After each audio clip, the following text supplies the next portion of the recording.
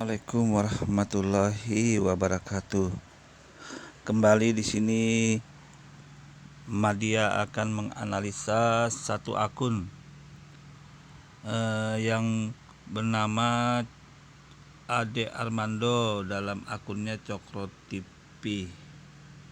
Mari kita simak aja apa yang ingin Ade Armando ini maknai atau argumenkan tentang poligami. Mari kita simak ya sama-sama. Go.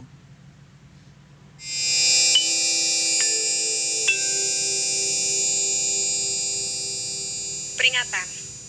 Tayangan ini mengandung narasi yang berusaha membuka logika dan nalar Anda. Bagi Anda yang tak mempunyai logika, Anda bisa saja merasa baper dan tersinggung.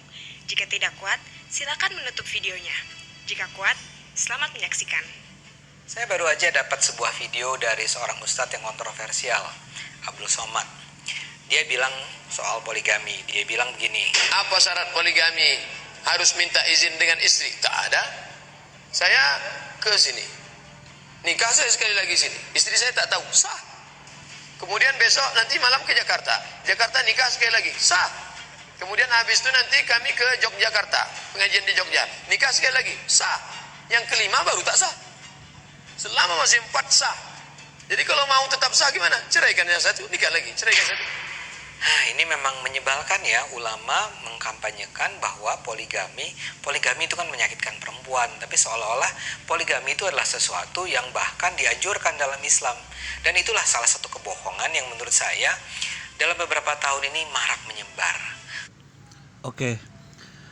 Kembali di sini Madia akan menganalisa dulu pernyataan Ade Armando ini ya. Perlu saudara-saudara sekalian ketahui, Ade Armando ini berpikiran logika yang logis. Tapi di satu pihak dia berpikiran menggunakan akal-akal yang normal, artinya berpikiran akal-akal yang wajar.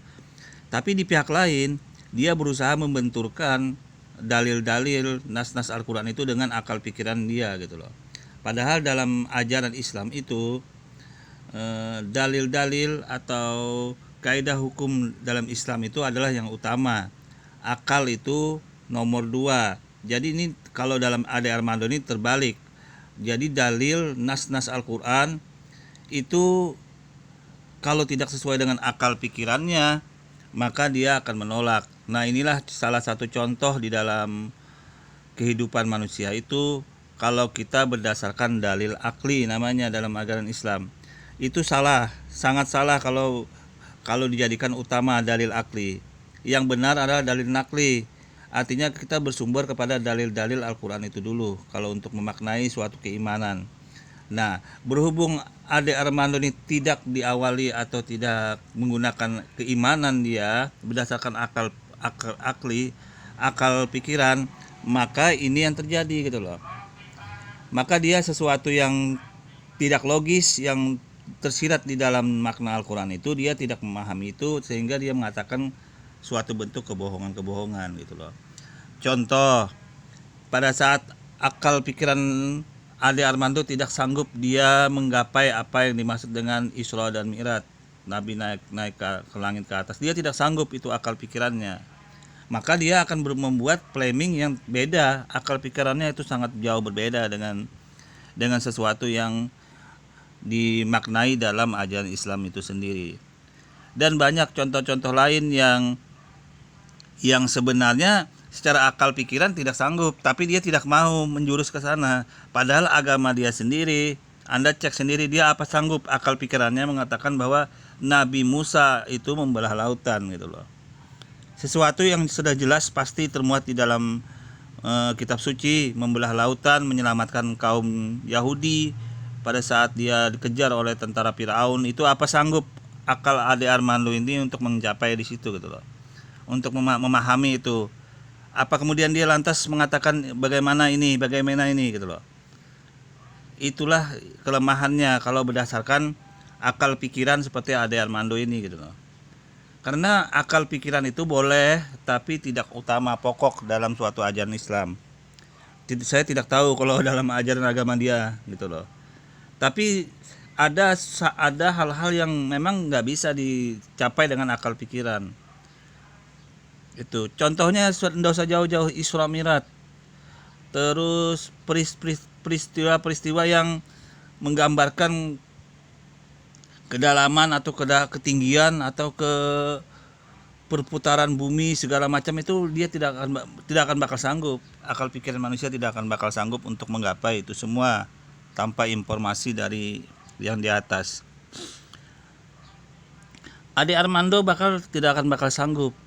Tidak akan bakal sanggup dia akal pikirannya mengapa ada burung datang menghancurkan pasukan Abraha yang ingin menghancurkan Ka'bah itu. Kemudian datang burung-burung yang dari burung ababil namanya, membawa batu-batu, kemudian menjatuhkan batu itu ke pasukan gajah Abraha yang ingin menghancurkan Ka'bah itu. Apa sanggup akal pikiran Ade Armando menyampaikan sampai ke sana? Ade Armando juga bakal nggak sanggup. Dia mengatakan bahwa nyamuk yang barang yang kecil itu bisa mematikan bangsa Namrud, kerajaan Namrud yang jalim, yang menyembah berhala pada saat itu.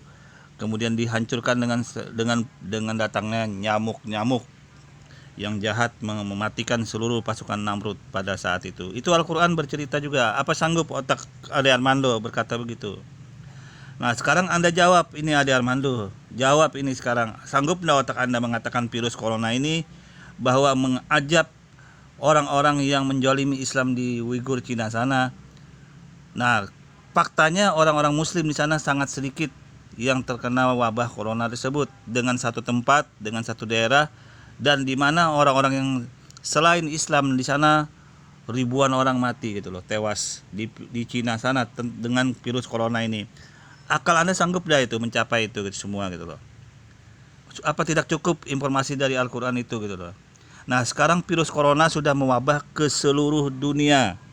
Sekali lagi, virus corona sudah merebak ke seluruh dunia.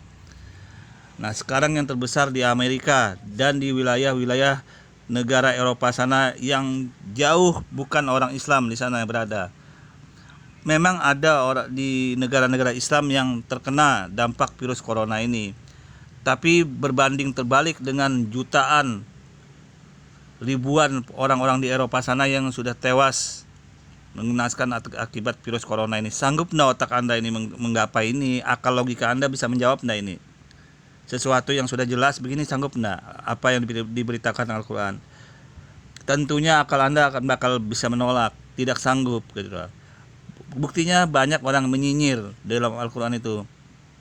Padahal sudah sangat jelas dikatakan bahwa ini adalah ajab dan musibah bagi Allah, yang orang-orang yang diturunkan oleh Allah Subhanahu wa taala gitu loh. Oke, kita lanjut dulu materi Ade Armando ini ya. Kita lanjutkan dulu materinya. Oke. Go. Dalam Islam seolah-olah pria muslim sebaiknya berpoligami. Seolah-olah Allah itu sayang, senang kalau pria-pria muslim itu berpoligami. Itu kan ngarang bebas namanya. Tapi masalahnya itu kebohongan yang terus-menerus diulang-ulang oleh mereka-mereka yang menurut saya sih kepengen punya banyak istri. Oke, kita kembali menganalisa pernyataan Ade Armando yang bersinggungan atau mengatakan tentang poligami ya. Poligami. Dia tadi mencoba mengargumenkan sesuatu dengan pernyataan-pernyataan ustadz. Apapun dalam ajaran Islam itu dia mencoba untuk mengait-ngaitkan tentang poligami ini gitu loh. Perlu saudara Ade Armando ketahui, Islam itu sudah ada panduan, sudah ada 2 buku pedoman yang gak bisa ditawar-tawar lagi. Itu terlepas siapapun yang menyampaikan, apapun, kalau masih kebenaran dalam Al-Quran tidak bertentangan dengan Al-Quran dan Al-Hadis, maka itu adalah ajaran Islam. Itu dulu yang perlu Anda ketahui ya, Ade Armando. Berbicara poligami, itu apabila kita merujuk tentang poligami itu apa? Yaitu orang yang beristri, mempunyai pasangan lebih dari 1. Itu namanya poligami. Orang yang menikahi perempuan lebih dari 1, itu namanya poligami. ya kan? Poligami sudah ada ndak?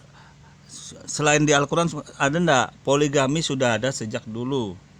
Ada Armando, poligami sudah ada sejak dahulu. Sejak di zaman nabi-nabi terdahulu itu sudah berpoligami. Perlu Anda ketahui dulu. Ini sudah terlukis dalam banyak cerita-cerita di kitab-kitab suci. Bagaimana nabi-nabi Abraham, Nabi Daud, Nabi Musa, nah, Nabi Solomon, pokoknya nabi-nabi hampir 99% itu mereka melakukan praktek poligami pada masa itu. Dan tentunya praktek poligami ini diikutin juga oleh umat-umatnya sebelum ajaran Islam itu, sesuai dengan umat-umatnya yang diturunkan nabinya pada masa dahulu.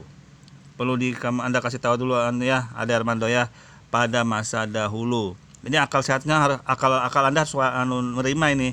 Benar enggak akalnya, benar enggak otaknya ini pada masa dulu ada poligami? Benar, ini terjawab di kitab-kitab suci ya, ada Armando ya. Terjawab di kitab-kitab suci dahulu, biar Anda tahu ini. Akal Anda menerima Anda ini, ada Armando, bahwa ada poligami dulu. Ada.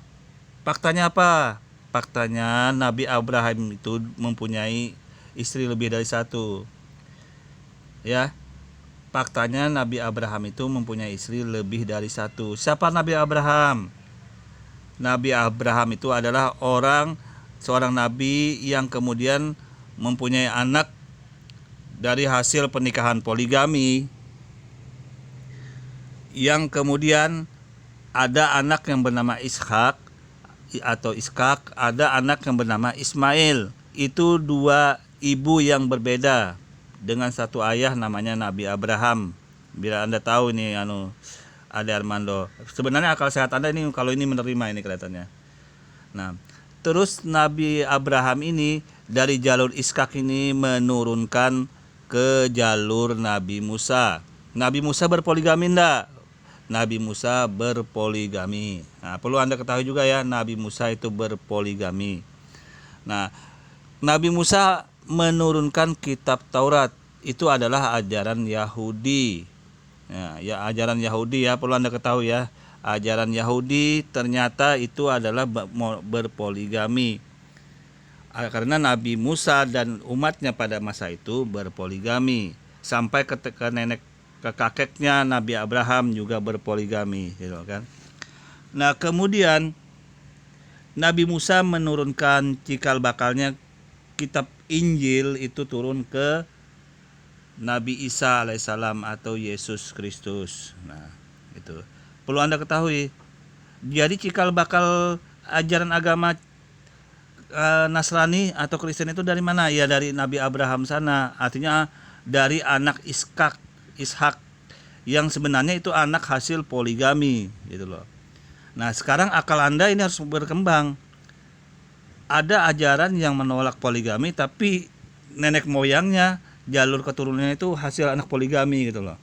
Nah, ini akal Anda harus jawab ini. Bisa enggak menjawab akal seperti ini, gitu loh. Iya kan? Akal Anda bisa jawab enggak ini? Oke.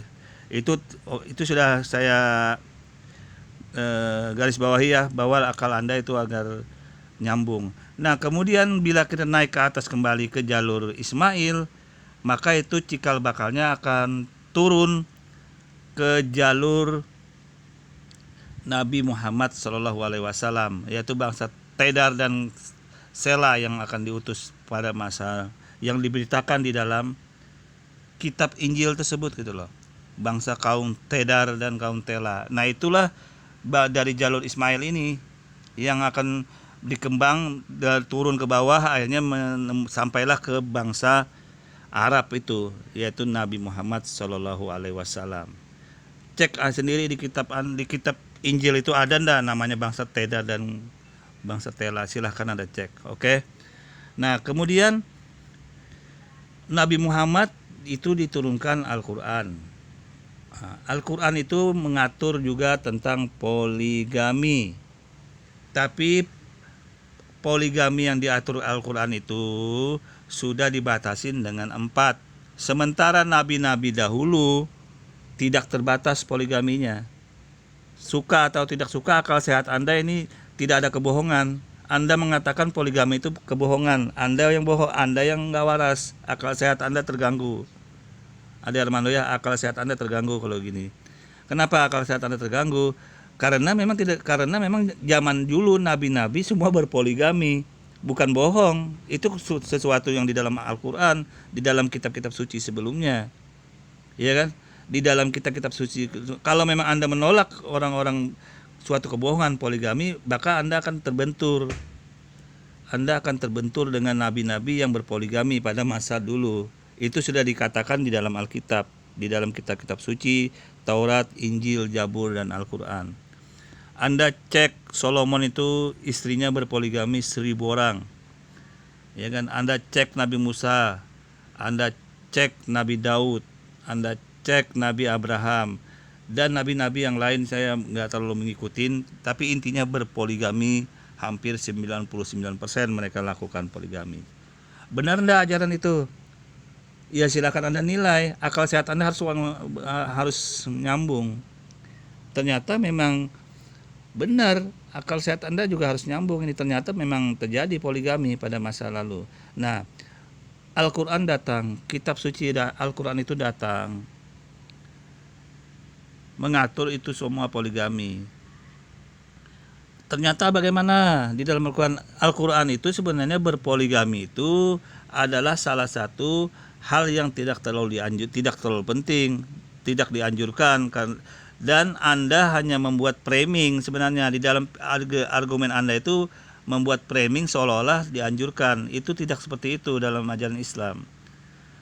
Anda menampilkan Abdul Somad. Abdul Somad itu menjelaskan tentang hal-hal yang sah tidaknya dalam ajaran Islam tentang berpoligami, akad nikah halnya itu sah enggak hukumnya. Anda harus bisa membedakan otak Anda tentang sah enggak hukumnya tentang berpoligami itu dengan anjuran berpoligami. Itu otak Anda harus nyambung juga apa yang Anda sampaikan tentang Ustadz Abdul Somad tadi ceramahnya gitu loh. Abdul Somad itu menjelaskan kaidah sah tidaknya dalam ajaran Islam, bukan berarti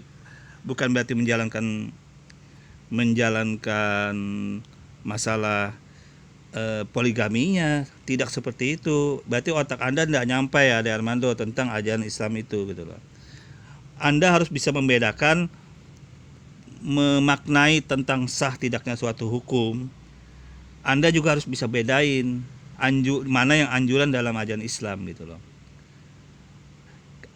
Yang Anda salah fatal adalah Anda menilai ini anjuran dalam Islam tentang Ustadz Abdul Somad itu. Bukan itu. Karena Anda tidak nyampai otaknya gitu loh. Otak Anda tidak nyampai masalah keimanan tentang hal-hal yang mana kaidah dalam menentukan suatu hukum dalam ajaran Islam itu. Walaupun tidak dijalankan, tetap kaidah hukumnya itu harus jelas dalam ajaran Islam itu, begitu dalam ajaran Islam. Contoh, apabila ada lalat yang masuk ke dalam minuman kita, itu ajaran Islam berbicara juga seperti itu. Ada lalat, boleh enggak? Itu ajar lalatnya bagaimana kaidah hukumnya? Kaidah hukumnya dicelupkan semuanya. Nah itu hukumnya. Tapi kalau secara prakteknya apakah menyuruh meminum maka lalat yang minum air yang sudah kemasukan lalat? Bukan seperti itu jawabannya. Menganalisa sesuatu. Yang penting sumber hukumnya itu sudah jelas bahwa status minuman itu seperti apa gitu loh. Itu yang dimana kesalahan Anda memaknai ceramah Abdul Somad tidak sesuai dengan apa yang disampaikan oleh Abdul Somad itu gitu loh. Begitu ya Ade Armando, biar Anda tahu. Kemudian Anda mengait-ngaitkan ceramah-ceramah tentang poligami. Poligami selalu dianukan. Artinya begini, suka tidak suka, senang tidak senang, bahwa memang ajaran poligami sudah ada sejak zaman Nabi dulu. Itu dulu yang perlu bahasa. Nah, Islam sudah mengatur itu semua. Silahkan Anda ke pengadilan agama deh, ke pengadilan agama, tanyakan kalau memang apa sih sebenarnya poligami itu gitu loh. Apa syarat-syaratnya? Jangan Anda asal nyeplok, asal berargumen akal sehat tapi nggak sesuai dengan fakta dan kenyataan dalam ajaran Islam itu gitu loh. dalam Islam itu monogami. Perlu Anda ketahui, poligami itu adalah pintu darurat bagi orang, solusi bagi orang yang memerlukan sesuatu yang diatur dalam Al-Quran itu gitu loh. Contoh, poligami apabila Anda pergi ke pengadilan agama, Ade Armando, mengatakan, "Hai Ade Armando, Anda mau ngapain ke sini?" "Oh, saya ingin poligami, Pak Hakim." "Oh, saya tanya dulu, Ade Armando, Anda apa maunya berpoligami ini gitu loh." Iya kan? "Oh, saya cuma pingin punya istri aja." "Iya, ndak bisa. Tidak bakal diterima dalam ajaran Islam itu poligami seperti itu. Harus ada izin istri dulu. Harus ada izin dari istri pertama dulu, Pak Ade Armando. Nah, terus ada lagi alasan yang lain. "Oh, Pak Hakim, saya ingin punya keturunan. Saya sudah menikah sama istri saya, tidak punya keturunan. Saya ingin berpoligami." Nah, kalau itu bisa dipertimbangkan oleh hakim. Tentunya nanti ada caranya lagi, karena tidak mempunyai keturunan itu dia ingin berpoligami, menikah gitu loh. Itu boleh dalam ajaran Islam. Terus ada pertimbangan lain lagi. "Oh, kenapa Anda berpoligami?" "Oh," bilang hakim, "oh, ternyata istrinya itu dalam keadaan sakit yang nggak bisa melayani kemauan suaminya ini untuk seks. Ternyata sakitnya parah banget gitu loh, nggak bisa melayani suami lagi." Nah, ini jangan juga dikembalikan ke istrinya bahwa tega betul suami begitu. Bukan itu yang dimaksud dalam Islam. Ini untuk mencari status hukumnya gitu loh, status hukum dalam ajaran Islam itu sendiri tentang poligami. Bukan berarti dikembalikan ke istrinya, kasihan, tidak seperti itu jawabannya. Kita mencari kaidah hukum yang benar dalam ajaran Islam. Ternyata boleh kalau istri yang tidak bisa melayani suaminya itu. Kemudian di suatu negara tuh kan jumlah perempuan sama laki-laki jauh sangat berbeda gitu loh. Jauh sangat berbeda. Nah, bagaimana Islam menyikapi itu? Ya poligami, karena kalau laki-laki sudah sedikit, kasihan nanti perempuan banyak yang perawan sampai tua, De Armando. Nah, itu jawabannya gitu loh. Tapi intinya bagaimana? Intinya memang nggak bisa seenaknya dewe melakukan poligami dalam Islam itu. Anda aja yang salah. Anda yang salah mengargumenkan sesuatu yang ngeyel lagi, sudah salah ngeyel, membentur-benturkan, membahas tentang Al-Quran, ayat Al-Quran yang Anda sendiri nggak mengerti apa yang dimaksud dengan ayat-ayat tersebut. Semoga akal sehat Anda ini jadi waras dengan adanya jalur ini. Semoga jalur otak keimanan Anda jadi ikut Ade Armando ya, nggak logika akal sehat doang. Oke, kurang lebihnya saya mohon maaf. Assalamualaikum warahmatullahi wabarakatuh.